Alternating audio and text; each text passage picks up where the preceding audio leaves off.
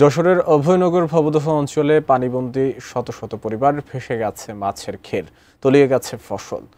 Net পাটা, current জাল ও কচুরিপানায় বাধাগ্রস্ত পানি প্রবাহ। এ বিষয়ে অভয়নগরের তোবরতলা থেকে বিস্তারিত জানিয়েছেন যশোর প্রতিনিধি নজরুল ইসলাম মল্লিক।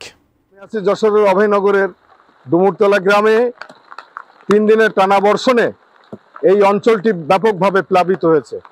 আমরা এখানে যেটা দেখেছি, মানুষের ঘর বাড়িতে পানি উঠে গিয়েছে, চলাচলের যে রাস্তা সেখানে পানি জমে গিয়েছে। চলাচল এবং মানুষ স্বাভাবিকভাবে জীবনযাপন করা দারুণভাবে একটা কষ্টের মধ্যে রয়েছে।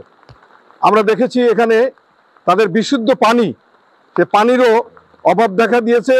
বিশুদ্ধ পানি তারা পাচ্ছে না, কারণ পানির মধ্যে যে টিউবওয়েলগুলো আছে সেই টিউবওয়েলগুলো তলিয়ে গিয়েছে। আমরা কৃষি বিভাগ সূত্রে যেটা জেনেছি, প্রায় 250 হেক্টর চাষাবাদী জমি এখন পানির নিচে, সেখানে চাষাবাদ করতে পারছে না। মাছের ঘের তলিয়ে গিয়েছে।